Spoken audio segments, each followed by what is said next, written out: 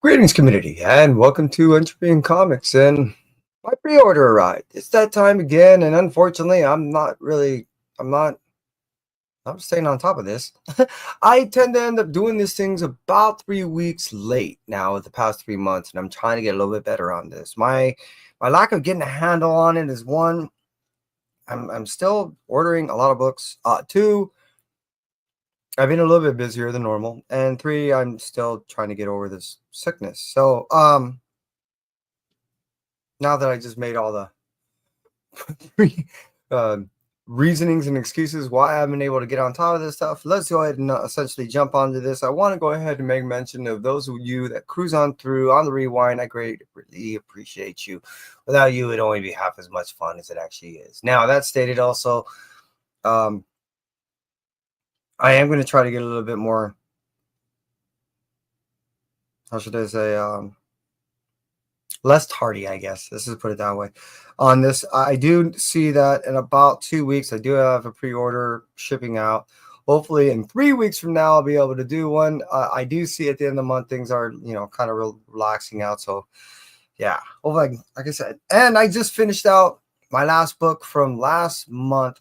So, like I said, I am really behind. I'm trying to catch up, and I've really been enjoying a lot of the books that I've been ordering of late. So, let's jump on into it so I can read a little bit more. But we do so, I want to say, hey, to Perry, dude, I appreciate you. And I got some books. If you got time, my suggestion is get comfortable. So let's start out with some of the just books that I ended up picking up in the past couple weeks. Let's start out with a couple ash cans. Bam. This series is going to be coming out rather soon. If my understanding, it's going to be less than a month at this point. That's one of the books, and here's that DC Knockout. I did see that this is the San Diego Comic-Con exclusive as far as the ash can is concerned, but I did see that I can make a pre-order of a bunch of ash cans, and I am going to do so for the DC Knockout. So I'm looking forward to not only making purchase of those, but jumping on into those ash cans, so I don't have to actually get my filthy fingers on the San Diego Comic-Con version. Jumping on into another ash can. I made mention to a bunch of the shops around. Look, whenever you get these one per stores, and or more importantly for me, the ash cans, please grab those for me. So this is a Robert Kirkman, David Finch exclusive coming out with the Skinwalkers. This is something that's going to be, because it should say ash can, retailer exclusive. I think it's over right underneath the image marker. I think this book may have come out, or it's next week or something like that. I'm looking forward to actually checking this thing out. Kirkman hasn't been writing a whole lot, and when he kind of delves away from what you normally associate him with, meaning obviously The Walking Dead, I love to pick up those type of books to see where he's going. There's another book I ended up getting. Wolverine issue number 9. I didn't end up reading, what was that, 7 yesterday? Yeah, last night. And oh my God, I'm really loving this series. I really am. I believe I have 2 of these. This is an ash can. Bam. This is my dog going nuts. She likes to let me know when someone's at the door. Don't you? I do believe I have 2 of these. Rick Remender is going to be at Revenge of Comics and Pinball, and he will be signing there for roughly 3 hours. Unfortunately, I will be working, though. I have recruited and asked the task of my son and daughter to possibly go there for the signing event. This book, Escape, will be coming out on the 20th of this month, so if you are interested in a new Rick Remender book, Escape, coming out in stores on the 20th this month. Cul-de-sac, this is the mirrored version of issue number 1. And what I mean by that is, I remember speaking to Tony when he was talking about this concept. What it is you take this book, all right, and you stand with a mirror behind you, like if you're in a bathroom, and then you hold the front cover up with the back of the cover exposed, right? Again, because of the mirrors behind you. And the back cover is actually mirrored. So when you take the picture, everything is facing forward. Conceptually, I thought that was brilliant. I didn't let him know at the time because it was kind of frying my brain to kind of grasp what he was talking about. I do believe I understood, and he kind of looked at me like for an acknowledgement. I just kind of gave him a blank stare. So I can't wait. I think right now also they're doing this contest where if you take this picture, you know what I mean, and you go ahead and send it in to Tony, you might end up allowing you to win something special. I don't know. I just can't wait to get into the book. It looks really cool. I did also end up looking into an interview with this guy, Mike Carey, and he deliberately had for pacing the art done in a certain way, so it was black and white to go ahead and slow down pacing, and speed up pacing where you just kind of go across it, and then he was doing color in aspects and features to go ahead and make you stop, to go ahead and make it poignant into the aspects that he wanted to in the storyline. I thought that was brilliant. Daredevil, I've been picking up all the Marvel Rivals covers, mostly for Kai. Well, dude, thanks. I appreciate it. Can't remember where I got it. One more to do. There's another thing that I've really been digging, and like I said, I've been doing all the Rivals covers. This is getting close. When we get to the end of this year, there's going to be a lot of crescendos happening in the Marvel Universe when it comes to the aspects of both Doom and everything that's happening with the Maker, with this whole Ultimate Universe thing. You know, it's all going to basically come crumbling down or exploding out, depending on how you want to look at it, this December and end of November. I can't wait because I'm reading all this stuff, and damn, Doom is just I'm not really a team reader when it comes to like Fantastic Four, X-Men and stuff like that. So I don't know or follow a lot of the characters that are the villains necessarily. So as far as Doom, I'm not super familiar. That's outside of a lot of the obvious. My point being is this series I highly recommend, regardless if you know the character or not. Just saying. Been reading Carnage, and damn, Charles Soule is actually one of the best writers I've seen with the series so far. He knows how to really not only understand the symbiotes and what really is the psyche behind this deranged lunatic, but he does it so well that it actually is artistic. And just saying that, I know it seems sick, but it's fucking beautiful. I can't give him credit enough. I'm looking for another individual to see again, because Charles, I only got to meet him once, and it was just really cool. Yeah, it is. To not only meet him, but to extrapolate what like little I could, and the little time that I had from his brain, because man, that guy's just full of knowledge. Just saying, so cool. Did I already show that book?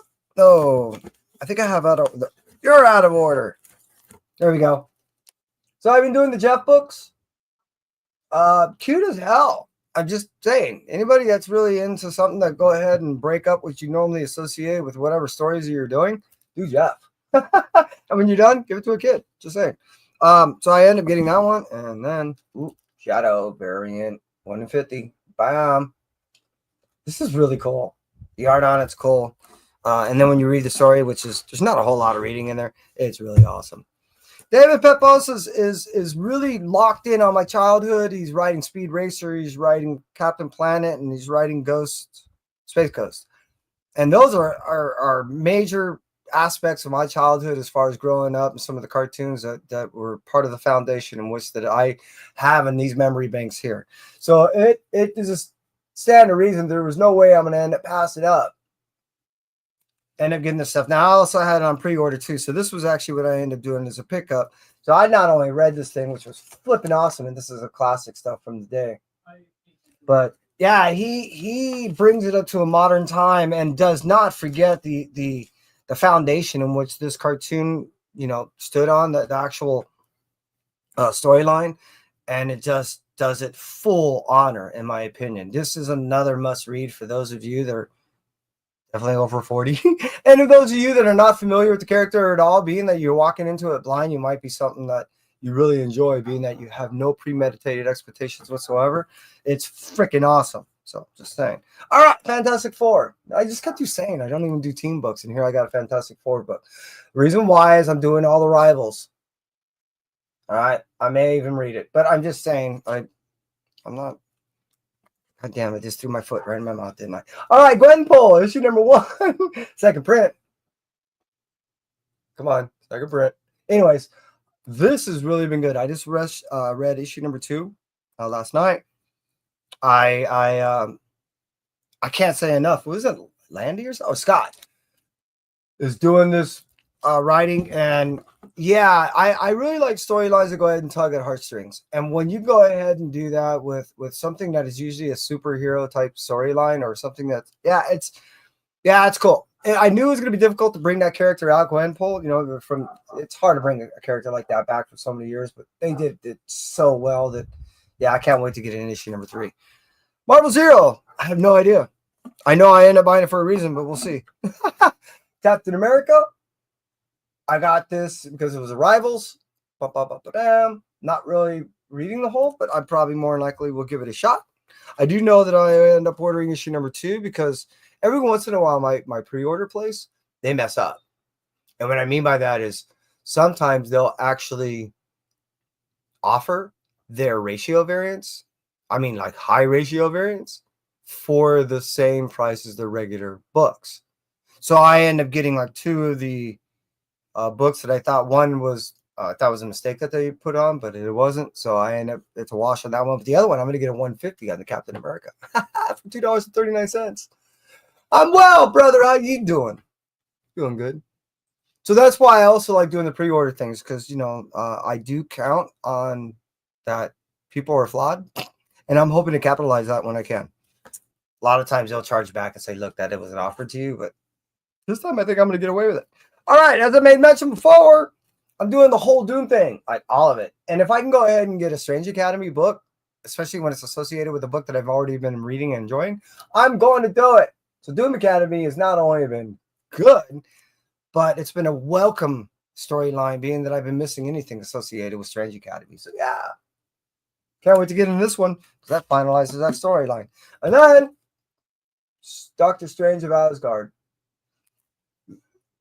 The simple storyline of this is he was basically trying to reobtain magic to go ahead and challenge Doctor Strange for the magic in which that Doctor Strange had to go ahead and give up in the Red Band series because that was the only way we're going to go ahead and get rid of all the vampires. Yeah. So now that he entered Asgard and he was trying to obtain some magic from Asgard to go ahead and challenge Doom, he ended up with 2 totally different adventures that he had to go on. And he may end up with some magic, but he had no time to train with it. He had no time to understand it, and all he's been doing is on the defense the whole time. So this has been flipping awesome. Can't wait to get in this because this also finalizes it. Issue number 5. Miles Morales. Ziegler's been doing an awesome job with this. It seems like he's been one of the most steady writers out there right now. This has been one of the more steady books that's been out there right now. And I really have been enjoying it. Now that we're have fantasy tied in this has basically been a story of puppets playing out the will of the gods. This has been a real fun storyline because there's a lot of individuals in this going, I'm not liking this. I don't like the fact that I'm just someone's puppet, just being manipulated all the time. This I'm not buying for me. And you're like, wait, what do you mean? I truly have been buying all this magic stuff for Kai. He's been playing Marvel Rivals, and he's been really digging this character. So I've been buying it for him. Just saying. Oh, I got out of order. Yeah, and I got a spider crawling around in there. I'll just let it be. Miles Morales issue number 35. So you can see that I'm definitely behind. So there's 34. There's 35. There's 34. Like I said, I'm looking forward to doing some serious reading. And then I have Oh, yeah, there it is. That. I still got to log all that in. Those are all signed books. So I'm. Did I mention I'm behind? Venom. Boy, I've been digging this. Let's go that way. So here's issue number 8. Big things are going to happen in issue number 9. Toxin. The whole like new Agent Venom, anti-Venom agent. There's a lot going on. There's a variant cover. So I'm looking forward to not only jumping into 8 because I know it's a setup for issue number 9, but 8, 9, 10, 11. These are going to be some great stories. I can't wait to get into it. Issue 15. This ends it. So she basically comes to the understanding and realization again with her outfit, what was going on. This ends it for the series. She's going to end up with a whole new outfit again, and the all-new Spider-Gwen, Spider-Gwen that's come out, I think in like 2 more months. And I had to have Stephanie, right? Yeah, Phillips ended up signing my other one. That's what's in one of those piles. Like I said, this came later. I would have had her sign this one too. I can't wait to get in the story. I just read issue number 14 the other night, and this I'm looking forward to not only getting into, because I wasn't even trying to get into the series, but this series sucked me in, and every time when I was trying to get out, it got a little bit better and a little bit better and a little bit better. And now, as I used before, it seems like it's coming to this ultimate crescendo, or we're going to have a whole new, well, that's what they're claiming, an all new Spider-Gwen at the end of this, and I'm looking forward to seeing what that's like. Just read Death of Silver Surfer issue number 1 2 hours ago. Yeah, as I made mention, I'm like 5 weeks late, and wow. I did also come to the realization that I did read it 2 weeks prior to that, but only impartially. And I must have just ran over it because I wasn't really fully grasping the storyline. And it didn't hit me nearly as hard the first time I guess I read it than it did when I did 2 hours ago. Wow. Like I said, it does tug on heartstrings, and I see where this is setting up. You see multiple worlds, multiple universes being affected at what's going on. You can also see Surfer just sick of it. And that seems to be the overall theme that we get from Surfer all the time. So I'm curious to see what this new evolution, this new I'm done with it, brings out, because I think most people know something's going to happen with Galactus, not Surfer. Wolverine, read issue number 7 last night. Yeah, I'm looking forward to not only getting into 8, which is this, but 9, because I know that that's going to be a big thing too.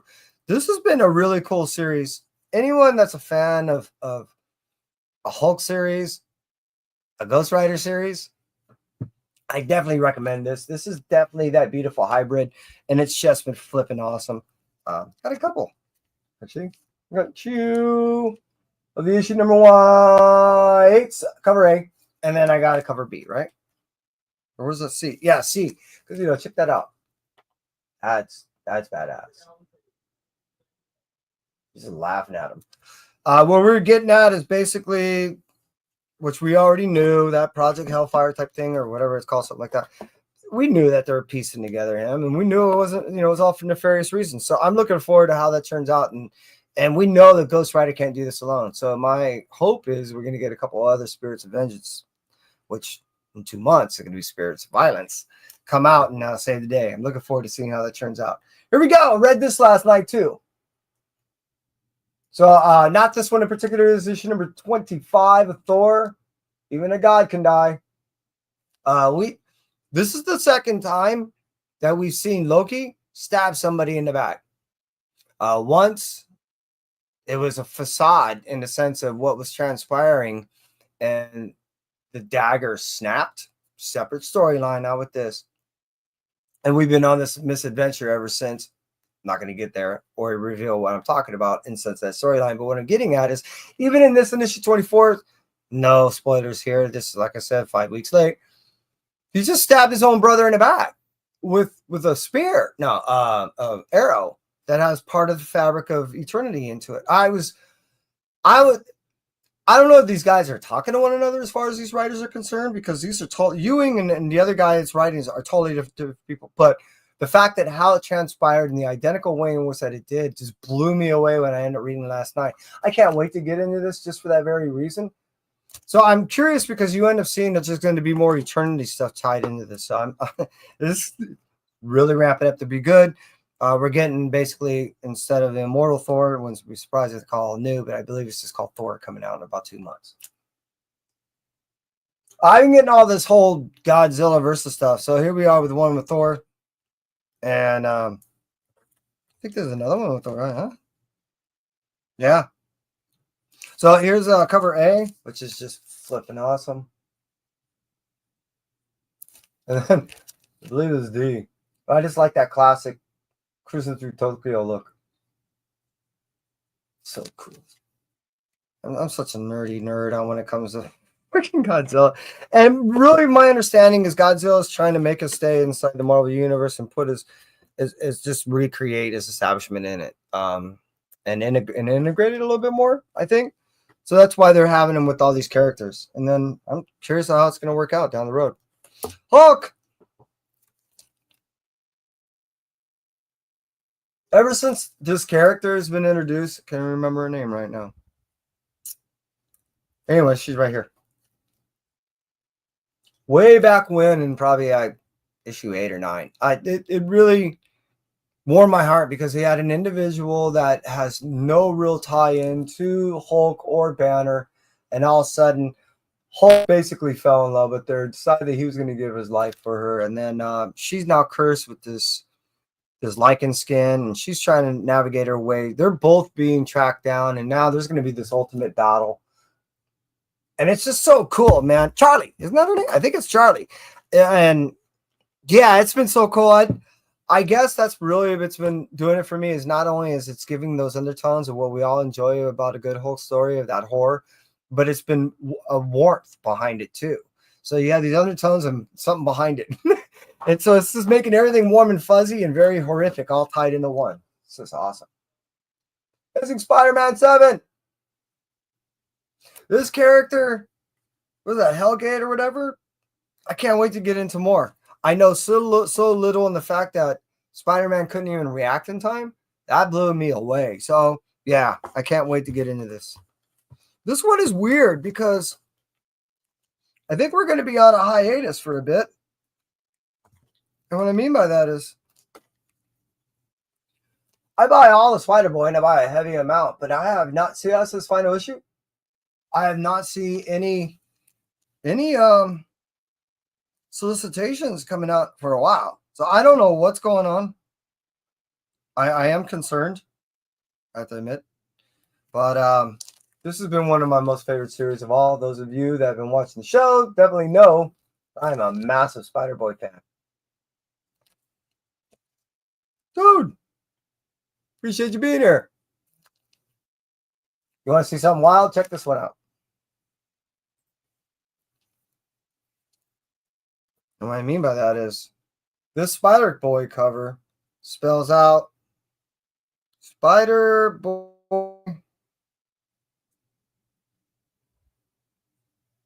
Rewind. So here, check it out.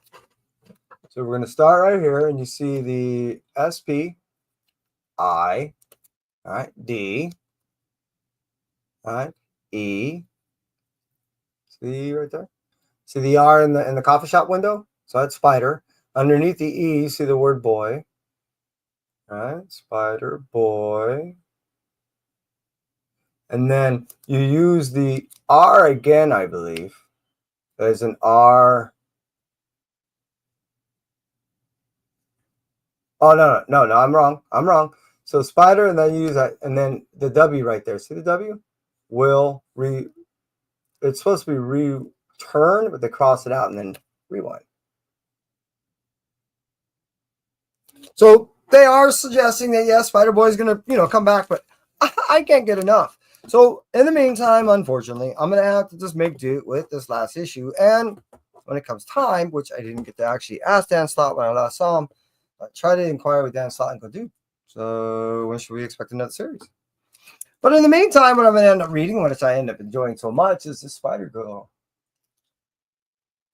First introduction. In Spider-Boy, what was it? I think 11, official in 12, and then full appearance and costume 13. We end up with a female Bullseye that is trained by Bullseye to go after her. And yeah, I really been enjoying this series too. This is really cool. It also is pretty well written. It doesn't take itself too seriously. It almost comes across as a Gwenpool style writing, but not too off the wall and cynical and fourth wall breaking. Here we are with Ultimate Spider-Man issue number 18. We do finalize in issue number 25. It might be a reboot of the whole Ultimate thing, but you got to keep in mind that the idea behind this is because we're ramping up to the end of this year.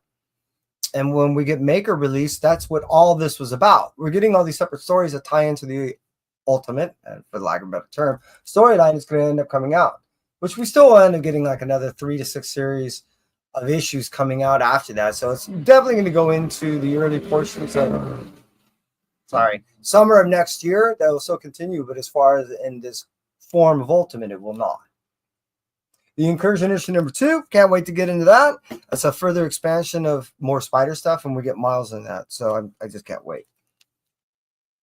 And it just brings all these teams together, which is now trying to give you an understanding of, now that they're somewhat kind of prepared and bringing in the teams, how they're going to go ahead and formulate their ultimate plan to go ahead and fight Maker when he gets released. Ultimate Wolverine, just ended up reading issue number 6 last night. Well, he's got his memory back, which is pretty cool. I can't wait to get into that. This is just another, I ended up having to get it. I don't know why, but the Infinity Pauses look cute as hell, so I had to get it. Just saying. So cute. This is, I've been getting it. I got issue number 1, the first print, second print, now the third print, and what, 4th print too? Yeah, for this 4th print. So it's flat. It's Sonic is what? Flash, Batman, and then now Superman. I'm pairing up on all that. It's so cool. So yes, I've been very much reading and enjoying the series. Sonic the Hedgehog issue number 4. I'm a sucker when it comes for crossovers, especially for crossovers in which there are characters that I'm not totally familiar with. It just gives me an excuse then to go ahead and get to know that character better, and fortunately, at times just kind of expand my reading. It gets expensive, but it gets fun. Just saying. So I doing the Planet Death thing, like ultimately. Here's issue number 0. Didn't get a chance to get this box in time to go ahead and take it to San Diego Comic-Con, but I did get a bunch of other books signed that are all behind me. This is issue number 0, second print. So a lot of the people who did get the issue number 0s, those were sent out to a lot of shops around in massive bundles. The idea behind it is they're trying to get a bunch of ratios out there, and they were just trying to push the storyline. The individual that's writing it is the guy who ends up writing John Wick. So he's not short of funds in any way, and he's just trying to get the story out there. I truly believe that it's something he's going to try to end up developing, let's put it that way. And as far as the story, it's it's fucking badass. It really is. I like the art. I like the way it comes across. The storyline is, I'm not saying it's wholly original, but at the same point, the way it's depicted, it's fun. So it's worth it reading. I'm just saying. Speaking of worth reading, Transformers. I've been loving this whole Energon universe. What is this, 21? 22. It's just been flipping awesome. Now we're getting an integration of the of G.I. Joe, meaning the people, humans, working with robots on both sides, and they're getting a better understanding of each other. So now we're going to get into some pretty all-out battles. And issue number 9. So I really have been enjoying this series. I can't get enough, and I'm picking all 3 up. What I mean by all 3 is obviously Void Rivals, G.I. Joe, and Transformers, to encapsulate the whole Energon universe. And now that these people know that basically they were kept away for reasons that they don't no longer be, they're trying to negotiate reasons to kind of come together, because all they have to do is base their understanding of their fears on lies that have been told to them for so many hundreds of years that they don't even know what to believe anymore. So now there's only 2 individuals, one on each side, trying to convince both sides that to bring the people together is for the betterment of both. But it does start to stand to reason that there is some reason to not, and where I think we're starting to kind of come across that. It's been fascinating, interesting, and it's been another, how should I say, aspect of the storyline in which it seems not gapped when you're only reading G.I. Joe and Transformers. But when you start reading the Void Rivals, you start essentially learning that there's so much more of the storyline and off to the sides that you're missing, that you truly could be enjoying about the 2 storylines that are, prominent. And truly appreciate that a little bit more, because when you see certain things happen in G.I. Joe or Transformers, like, oh, but when you're reading Void Rivals, you're like, that explains why. And it's pretty damn cool. All right, so this was one that I really been waiting for. I did get to kind of scan over it, but I read the original version, and it's really just a fascinating story when you look at the first storyline of how this storyline is depicted is obvious. It gives you that Berenstein Bears type feel, but That's only to go ahead and give you the shock value to go ahead and draw you into the overall storyline of you're using a serial killer to flesh out a serial killer in the original storyline. So this is kind of a dive into the making of the first serial killer to solve the second. So anyways, those of you that have read the first know about why the second of this story I'm holding right now is the second series is of an interest, because you're going to go ahead and get a deep dive of the psyche of the individual committing these murders. This is the Scotty Young. It might even be a glow in the dark version. And yeah, this is Patrick Horvath. His writing, his art is something that is just truly amazing, and I can't get enough. So I'm looking forward to not only again speaking to him about this, but to get this stuff signed. Just saying. There's all this flipped. This is all flipped, I think. Oh, no, I'll deal with it like that, I guess. Let's see what happens. All right, Hyde Street.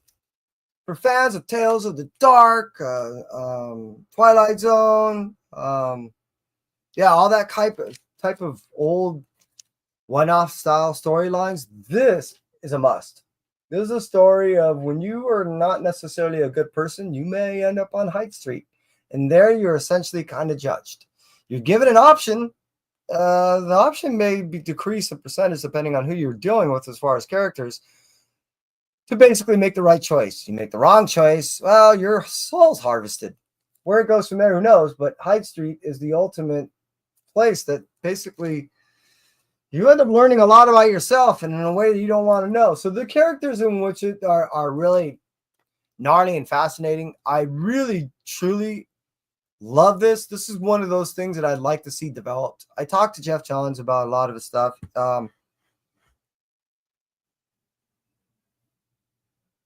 It is Geiger that should be, I believe, released by December or January, if my recollection is correct. And I want to say that's going to be something on like Netflix or Amazon. I can't remember.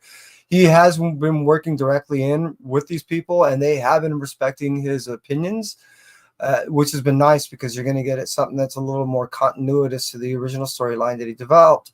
That being stated, I was the first person that I know of the commoners that he ended up telling that Redcoat is in development, which should start relatively soon. I believe they're still casting a bunch of people. My point being is that if they're already looking into developing a lot of his properties, this, in my opinion, should be next. And it should fall, like I said before, in a Twilight Zone style fashion. The character you see in front of you is named Pranky. And he's modeled and partially depicted in mannerisms on the lighter side by Jeff Johns' son. He told me that personally. Well, his son was right there. Sisterhood, another part of this Hyde Street. This is a deep dive into the Hyde Street and some of the characters into it. More importantly, the Sisterhood. We end up learning about over in the Devour area. We got a little bit of it. And what is it? Mattel, right? I might be mispronouncing. Please forgive me. Mattel ends up writing the Sisterhood, the Devour series, and she gives us the first introduction that I recall to the Hyde Street stuff. This is a further deep dive into that, and I can't wait to not only get into issue number 1, but the whole miniseries in and of itself. This is covering. And then I've been getting any and all covers that Danny Mickey works on, and this is one of the covers that Danny works on. So I've been getting that. So I think that's a cover C, which is pretty damn awesome. So I'm looking forward to Danny to sign that for me. And then Grimm. It was at San Diego Comic-Con that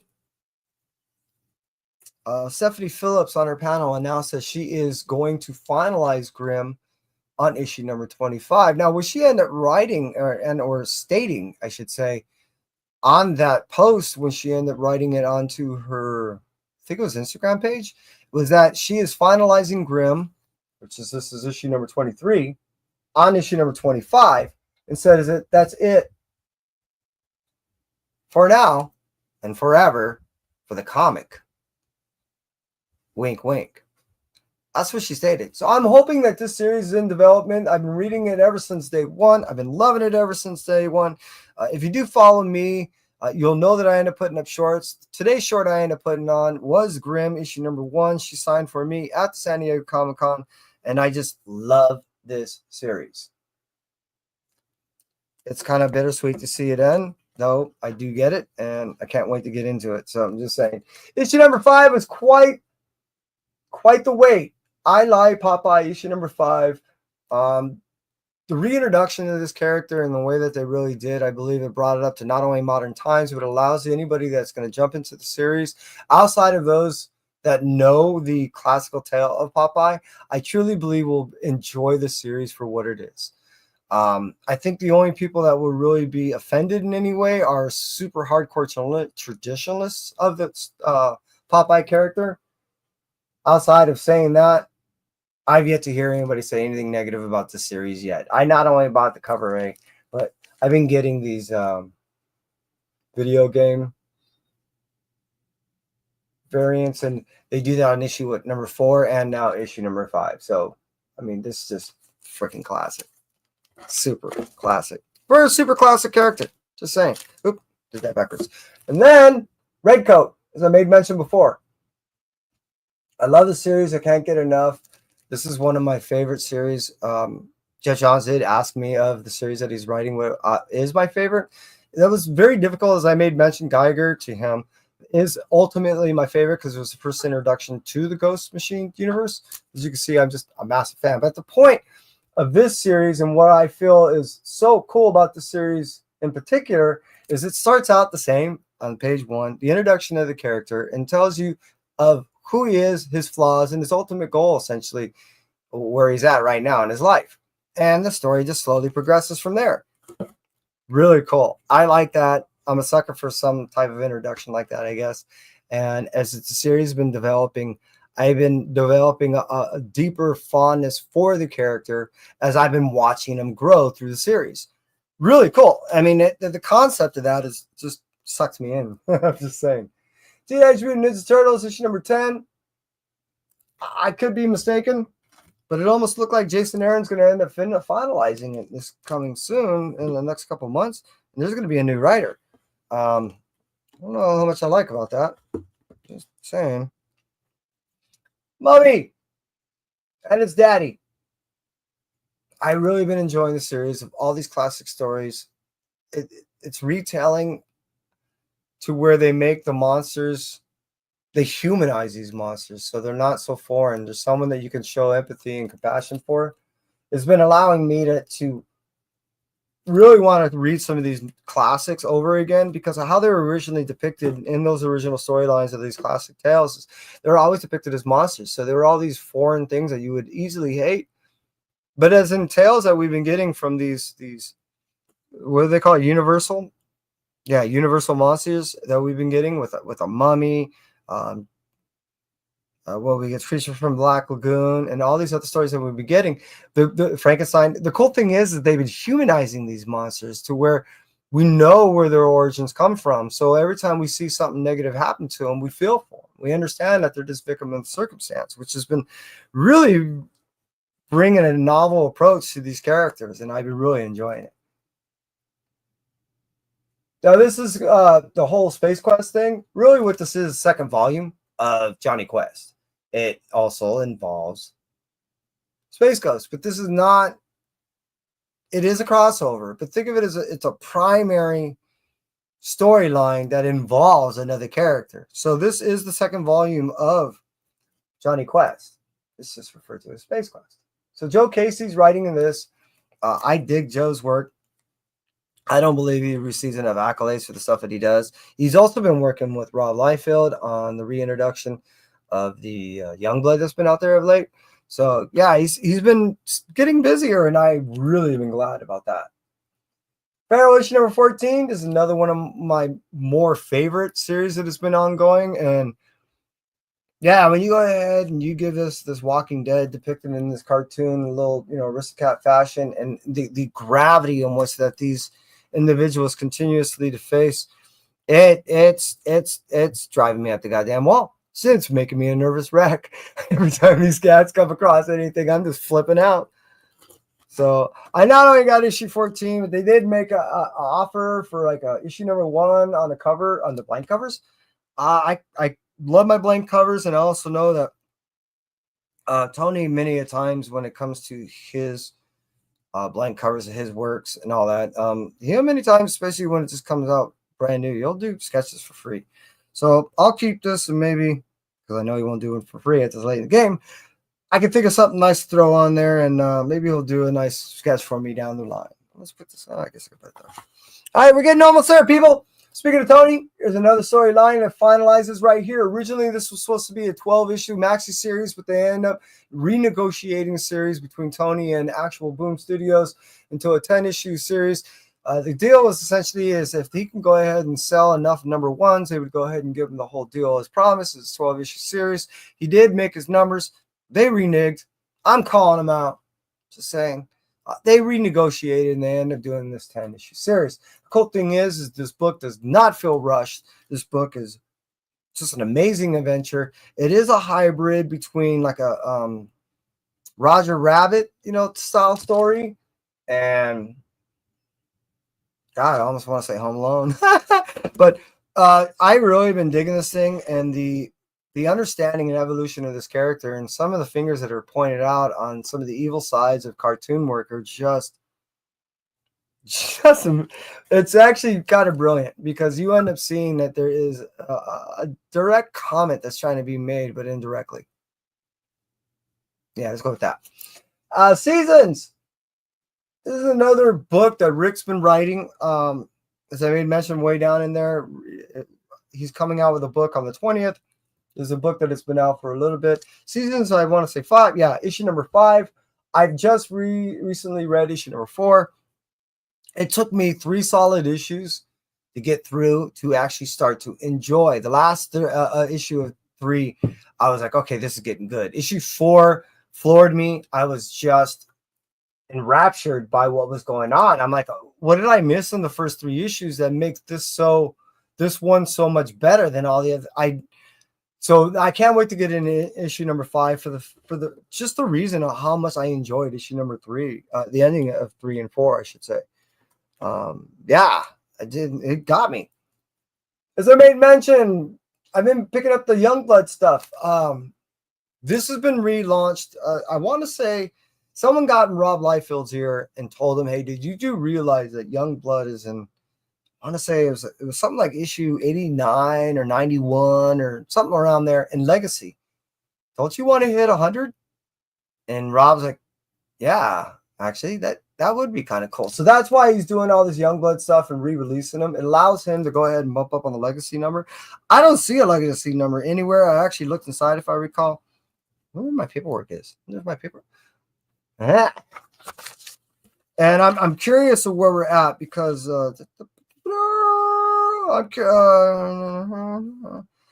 as far as the Legacy, because I just want to pick up a couple on that 100. That's fine. And I want to believe that after that, yeah, it doesn't say anything, that he more likely will probably stop the series or go to like 101 and say, I did it. So I am curious. This, I haven't really found a whole lot of deviation from the original storyline, so I'm just saying, I don't know. Department of Truth. This is still solid. In my opinion, it's actually ramping up again. I was getting kind of lost when it came to, like, I want to say around 17 or somewhere around there. I'm like, what the hell? But now I get it. I understand who's at play, what's going on again. And wow, it's getting, when I end up seeing, what was it? This is 31. I end up seeing in 30. Who Lee Ozzy Harvey, I'm talking about Lee Harvey Oswald. Yeah, thank you. I appreciate you. Was talking to inside the White House. And he said, hey, I'm here to make America again. That blew my freaking mind. So to you, Tinian, James, good writing. I like how that was, wow, made it evil. It just fucking made it evil. And speaking of evil, I was a fashion school serial killer is another brilliant, awesome, amazing, just stupendous. Can I throw any more adjectives in there? Work from Wagner. I can't wait to not only get in this, but what he's been doing now, he's been tying in characters from other series. You see tidbits of other stuff in there, but now that you're tying together all these Easter eggs that we've been seeing in all these other books, and it's starting to really kind of come around the full revolution of understanding not only the characters and how they're developing, but how they're interactively affecting one another's lives. I'm looking forward to seeing how Walter kind of plays in this and his introduction to these characters. But wow, all I can say is I'm floored on how Doug is really able to take his formula and in no way, no fate, no fashion, it falters. It's always 100% success. And it always takes me back because I never see it coming, even though at this point you would think I would see the predictability behind it. I don't know. I don't get it. I do get it, but I don't get it. But I love it. Let's just put it that way. Hey, for those of you that hung out with me, dude, seriously, I can't believe you, Pear. You hung out the whole time. Dude, you're awesome. I didn't even pay you.